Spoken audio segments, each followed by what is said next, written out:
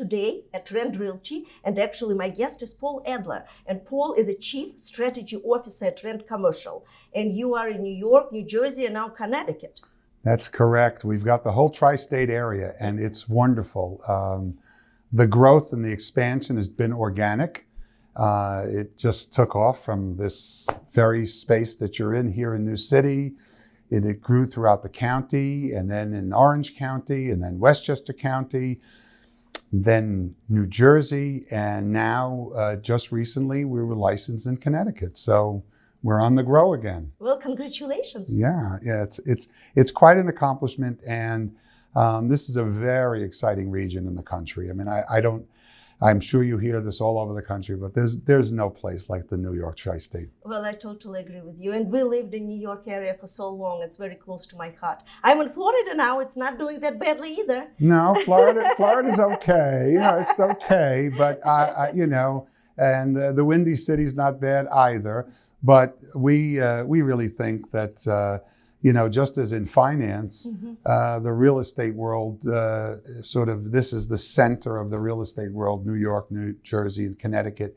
And we're very excited to be part of the commercial scene in this real estate market. And commercial real estate, it's very different from residential. And you've been in the business for about 30 years or so. So you know. Well, I love you, Lucy. No? It looks like it's only 30 years, but if I colored my hair black, it would be 42 years in the business. Woo! Congratulations! So, thank you. And you are still so passionate about it, so that is fabulous. Well, I'm glad you brought up that word. I think that passion is the essential element to be a good real estate agent, whether that's commercial or residential.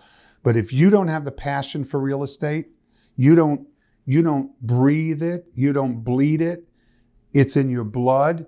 You need to be a deal junkie to make sure that you're successful in real estate. You can do transactions, but if you want to practice real estate, you need passion. I like how you said practice. Just like a doctor, they have a practice. They don't just trade their patients. So yes, you have to really treat every client with passion, and as it is not a transaction but a relationship. Is it the same? Would you say? I understand residential is very relationship driven. What about commercial? Do you build relationships with your clients?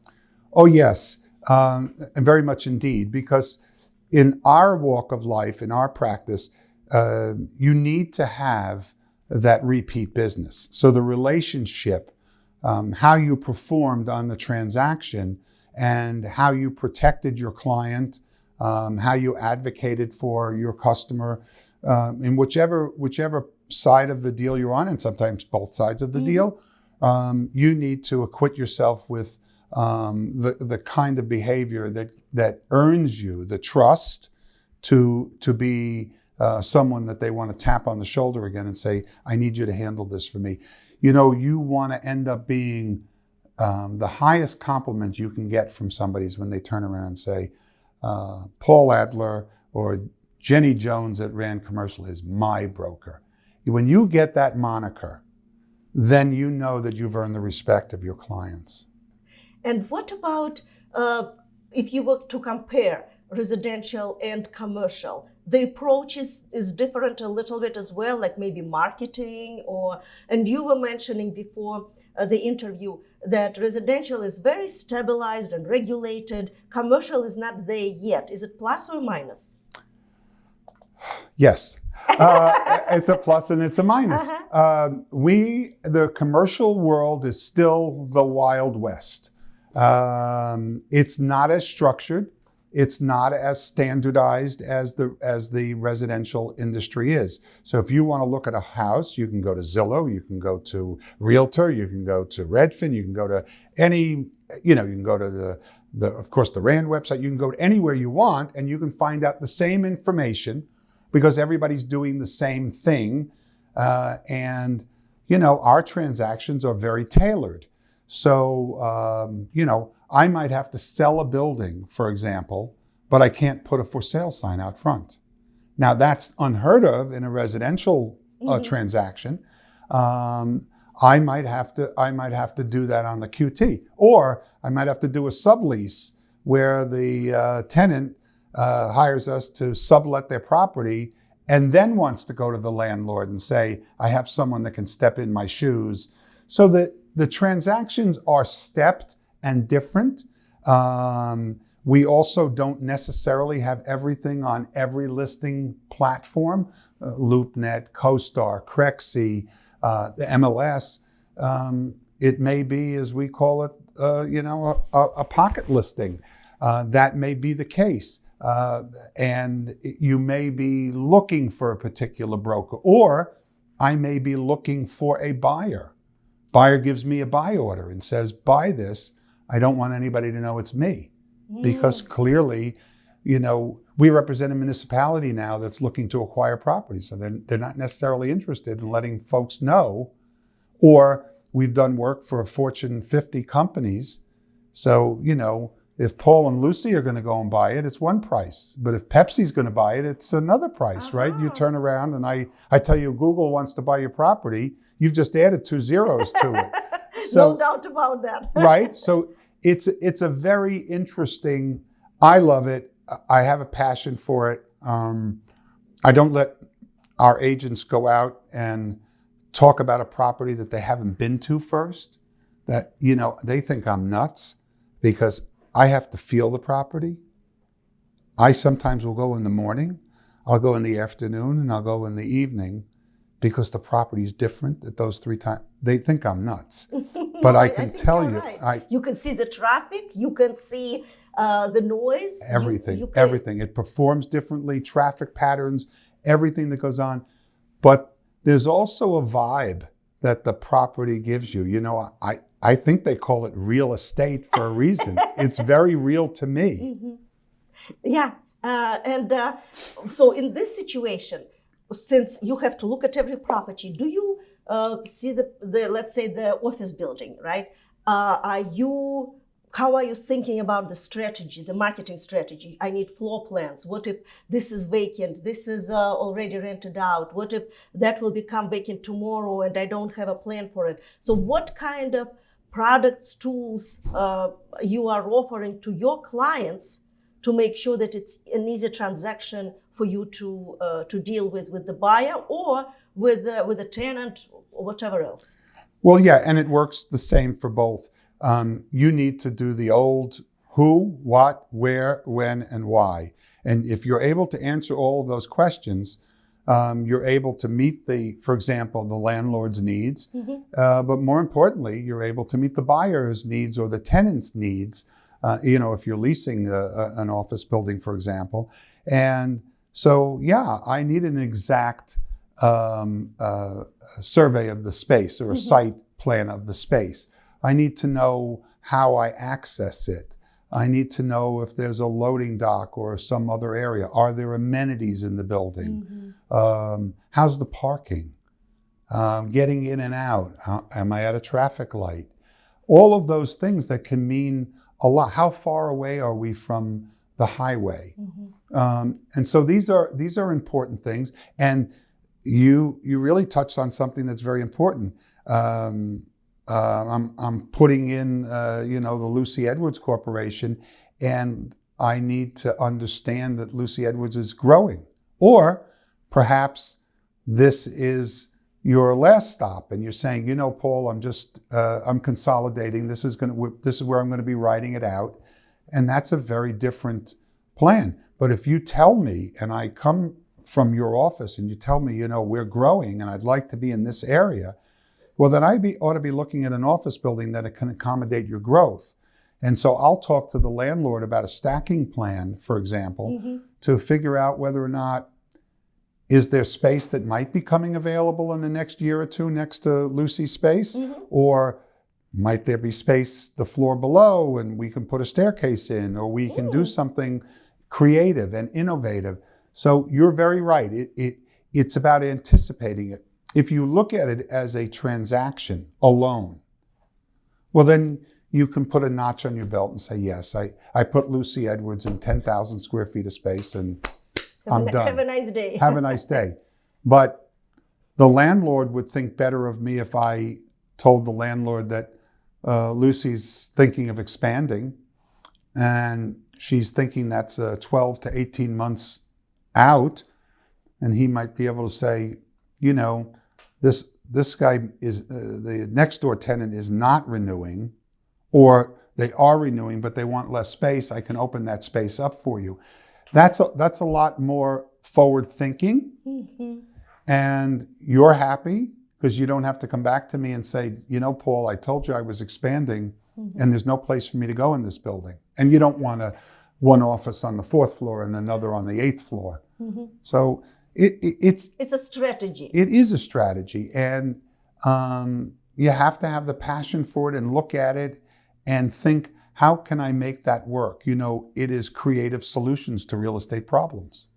What about office space? Since we're talking about the office space and renting, more and more companies are begging, asking, demanding their employees to come back. Real estate companies, I mean, every real estate agent, they are self-employed and they can come or don't have to come. Obviously, they are ruining themselves by not coming. But how you deal with office space that is available right now, and what will happen tomorrow? Well, the office space of today is very different than pre-pandemic space. The pre-pandemic space was the place we all came because we had a habit of coming to that same place. And the landlord and maybe the tenant did some upgrades here and there. But in order to get you back into the space today, that space has to be filled with LED lighting. No one wants incandescent lighting. People are not interested in carpeted floors. They want the laminate floors. People are interested in having amenities in the building. Is there a place to go grab something to eat? Is there a workout place? Is there daycare? All of those things that folks want in a building. Can I take a walk? Is there an outside area for me to go and eat or meditate or do something? And I think the kinds of services that buildings are starting to offer, the younger generation wants to be in a building that's green. They want to know that you have solar on the roof. They want to know that you have LED lighting. They want the place to be environmentally friendly and hip. And so that means that the bullpen areas, lounge areas, communal sort of workstations, the kitchen is now more important than it ever was. It's not just a little alcove anymore. And so those kinds of amenities and clean bathrooms, modern sanitary facilities as they relate also to heating, cooling, and ventilation. They want windows that open.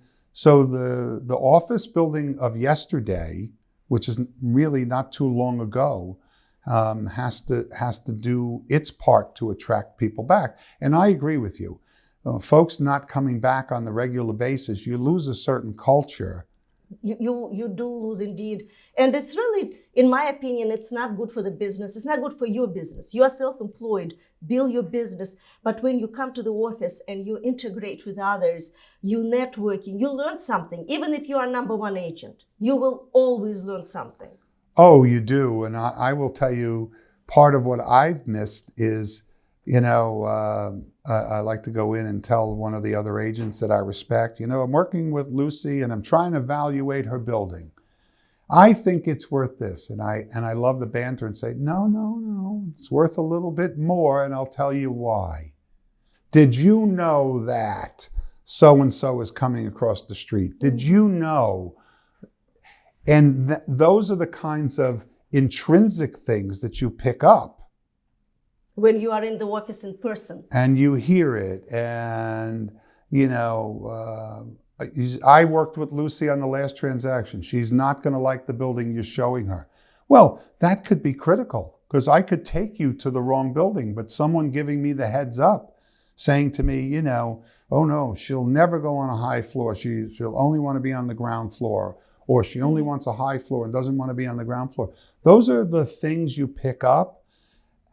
And then you also always get, because in commercial, as we said at the top of the show, that that agent could very well turn around to me and say, I have a pocket listing for 100 Main Street. Why don't you take a look at that? Mm-hmm. And that's the magic that happens. Mm-hmm. What about different plazas, smaller plazas, or even shopping centers that are much larger? And they already have infrastructure. They have the road, they have the bus stops, everything is there. Do you see that they can be converted into maybe some kind of condo space or some residential? Maybe it will be commercial because it's multifamily, but more residential, not for office space. Oh, I think it's a must. I think the paradigm has shifted.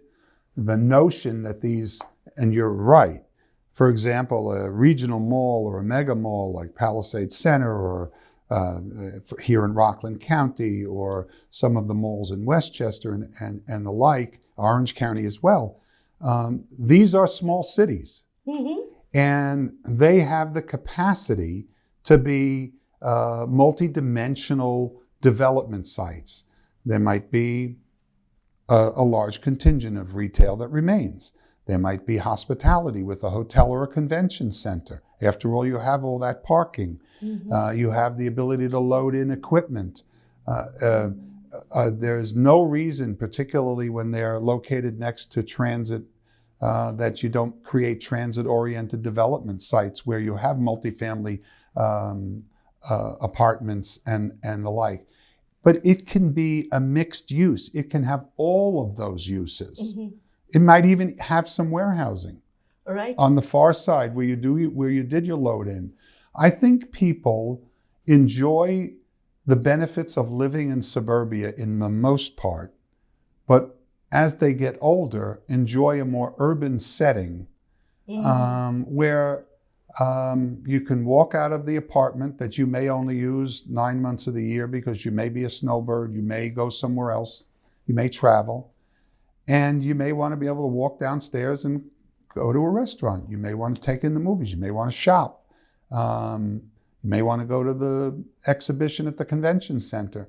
And I think that you're finding, if this is a family that's 55 and older, the one car may be down in Florida or the Carolinas, and they have one car, and the husband or wife are still working, or one of them is still working. And the notion that you can literally go down the elevator of your building and walk across a parking lot and get on the train or get on the bus to go into New York City, mm-hmm. I think is a very appealing lifestyle. And we have to start to understand that most suburban neighborhoods, which were planned in the 50s, 60s, and mm-hmm. 70s, just like cars that were in the 50s, 60s, and 70s, they're nice to look back on, but you wouldn't want to drive a 1965 Ford Galaxy today. Not at all. You want your car with the modern conveniences mm-hmm. and the safety and everything built into it. So I think we need to get away from some of the NIMBYism, mm-hmm. The not in my backyard, because I think when you find fully integrated communities, diverse communities, people like them a lot. How do you vision a future agent in commercial industry, not residential and commercial? Because I'm sure that your agents, and you in particular as well, you are adjusting to new marketing, new technology, new approach, new demands, just like you are saying. So how you vision that? I think the commercial agent of today and the future has to be an educated agent. I don't think that you can just be a salesperson. I think you have to have the requisite knowledge, certainly in commercial, about construction, mm-hmm. about development, about zoning. I say to my agents, this is what we sell. We sell information, number one. Mm-hmm. Number two, we sell people. And the third thing we sell is real estate. Because if you are in command of the information and you know your product and you know what you need to know in order to make the deal happen, knowledge is king. And if you're able to do that, then you are able to really service the client in a very different way. Sometimes we'll deal with an inexperienced agent at another company and say, oh, my customer, my client wants to open up a fast food restaurant. And I'll say to the other agent, what's the zoning? And they'll say, commercial. I say, wow. That's like saying, what's the weather? And you say, nice. I don't know if nice means to you like rainy weather, or nice means to me I like sunny weather, and I like it to be in the 60s and a little breeze. So there's no such a thing as commercial zoning. It is either industrial, retail, mixed use, or whatever it is, some special district. But what you need to do is you need to say, the next question should be, okay, Paul, what use do you have? Say, I want to put a fast food restaurant in with a drive-through. So, oh, geez. In our area, we don't allow fast food. In this area, they don't allow fast food. Or you can't get a drive-through. Mm-hmm. Now, isn't that better to know that kind of information ahead of time, yeah, than to schlep your client out and only to find that out later on when the client turns around to you and says, why didn't you vet the property for me? Why didn't you know that? So it's about becoming a knowledgeable, well-educated, and we always say a well-educated, and we push a lot of training, a well-educated agent is the client's best asset. I would like to summarize it as reputation. So if you have the reputation, then you will protect your reputation and you will do the research and you will prepare yourself for the meeting. And if you are not sure about something, maybe you can let your client know it ahead of time. I'm working on it, but whoever's supposed to get back to me didn't. So this piece is still unclear. However, here is the plan. That is correct. And you must tell your client what you don't know. And you must tell your client the bad news up front. Otherwise, you'll never tell your client the bad news. Learn that in law school. And it's very important to be honest. And if you are searching out an answer, you don't have it, don't guess. And I know this sounds trite, but it's true. The only stupid question is the one you don't ask. Mm-hmm. And it really is important. And sometimes, getting back to what you talked about people coming back into the office, that collaborative nature, mm-hmm. You're trying to find something out. And everybody's scratching their head saying, geez, where would you find that? I don't know. Trying to think that out. And somebody from one of the other desks leans forward and says, go over to town hall, speak to the assessor, you'll get the information.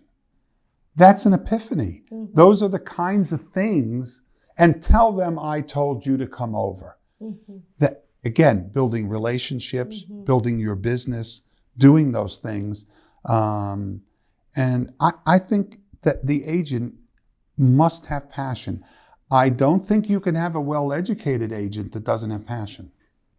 I think that's the first ingredient. Well, thank you. I like that. Yes. So it has to be together with education, passion, training, not being embarrassed, learning something new, and to admit to that, right. and follow up. And follow up and stand up for what you believe and make sure that you are constantly growing. Yeah, and I think it also, sometimes, this is not often, but sometimes you have to make the decision as to whether or not you want to engage in that transaction. Sometimes it may not be right for the community. A transaction, if you are worried about just doing a transaction, you will never build that business. You will never build the community. And at RAND, one of the, our motto is building better communities with RAND Commercial. And so if someone said to me, Paul, I'll spend any amount of money to buy that piece of property over there because I want to put a waste site there, I would turn them down because I live and work and play here, and that wouldn't be a good transaction for me to engage in. Or for everyone you love who lives here. Right. Well, you have to think about that. You have to think about what your transaction is going to leave in its wake. because commercial transactions create a large wake, right? I mean, it can create traffic, it can create pollution, it can create, some kind of disadvantage to a neighborhood or something. So sometimes you have to do that, and particularly if a client is not being reasonable about what would happen. So we've done that in the past. Of course, it hurts because you're thinking about what you gave up. But really, did you give up anything if you build the trust of your community? And we're very honored that many of the nonprofits, many of the religious organizations of every denomination and municipalities have hired us, because I think they know that we'll fight hard, but we'll do the right thing. So in a way, you are saying you are giving back to the community, and the community can flourish because you support it and you look after them. That's exactly what's happening. You are looking after the community to make sure that it will preserve and keep going and growing the way it is, that it's so great for everybody. Well, that's right. The stronger that our community is, our nonprofits, our healthcare institutions, our mental health institutions, all of the different components that make the beautiful mosaic of our community, the stronger that is. I know it's not just totally altruistic, but the stronger the community, the better the real estate market. That is true. And it affects everybody, and residential real estate. Oh, of course. Begin with. And I want to be clear about something. Business, commercial real estate world follows residential. People have a misnomer or a misconception that Google opens up a building or a plant or a factory here in Rockland County and then people are going to move here.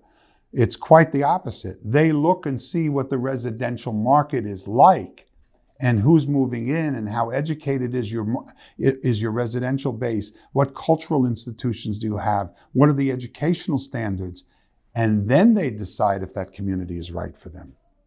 That's a great strategy. So the way I look at it, like to summarize everything we were talking about, commercial real estate really is all about the right strategy for the right neighborhood, for the right company, and for the right area. And you and your agents, I'm sure you train them well, you are looking after the community, and you are doing all your transactions, if you will. They're not just for the transaction's sake.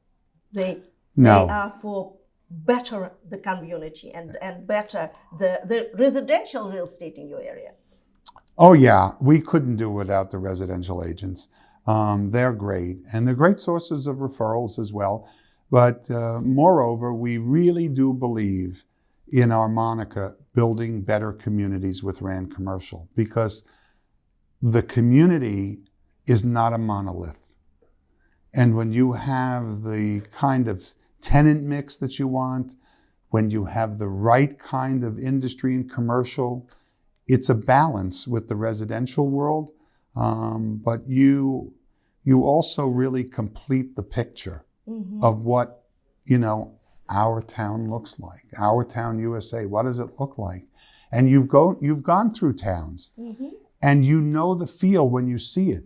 It's like that great quote that Justice Potter Stewart on the Supreme Court, when there was a ruling on the Supreme Court in the early 70s, and they asked, there was a pornography ruling by the Supreme Court, and they asked Justice Potter Stewart, who's since passed away, say, well, what is your standard for pornography? He says, well, I know it when I see it. And I think that we know a well-planned community when we see it. No, I agree with you. You pass the town, and first thing you want to say, oh my God, it's so cute, it's so clean. Look at the plants. Look how charming it is. What a charming downtown area. Look at the cafes, because everyone is proud to open their business there. Yeah, and just maybe 2 blocks out is a very nicely nestled away multifamily, and then a couple of blocks further out is a nice small commercial office park, and all of a sudden you realize that it can all be integrated, and it can all work, in concentric zoning and doing the kinds of things that need to happen. And people, I know that, living in Rockland County, which has gotten a lot better in terms of planning and zoning in many ways, but when we would, my goodness, as you know, because you're from Jersey, that Jersey is literally 5 minutes away from here. I can be in New Jersey in 10 minutes. I'm exaggerating. I can be there in 10 minutes. But boy, when you go through Montvale and Westwood and other places and you go, this is really great. I wish we could do the same thing. And there's a certain feel. You have that same thing in Westchester. You go through certain communities, Scarsdale and Harrison and Purchase and, and Chappaqua. And you say, my goodness, they've done this right. And then when you see other places, you know that they don't have the political will to do it the right way. Well, but you are working on it. As I understand, you're working very hard on bringing the right change to the community. And that's what you are well known for, that you stand up for the community, you fight for it, and you bring results. We do. And as I said, in every part of this area that we cover, we have agents that live and work and play in these areas. And so we're invested in it. We're not interlopers. We are a large company, but we're not some faceless, this is still a family company. And the Rands lead by example. And it's been my honor to work for them for 3 decades now. And they believe in giving back. And they've allowed us at Rand Commercial to have free rein to do those things that we've set out to do. And you take a look at the city of Yonkers. We've been in Yonkers since 1998. And it was a tough place in 1998. You didn't get out of your car in certain neighborhoods. I know. And today, Yonkers is the hottest place in New York. The only city that's growing. It's the 3rd largest city in the state of New York. It's growing in population. 4,000 units in the pipeline, a revitalized waterfront, a downtown that's being completely rethought, reimagined. And, it just goes back that if you put the time and the effort and you get the right leadership coordinated with everybody else, you can make things happen. So sometimes it doesn't happen overnight. That's okay. That's okay. You're working on it and you can see results. And I really appreciate your time. I appreciate your knowledge and your passion and your vision. It's fabulous vision what you have to offer. So I just want to say thank you so much, Paul. And thank you for providing the kind of opportunity you do for my colleagues and folks interested in real estate to get a glimpse into our little world. So thank you for your show. Thank you.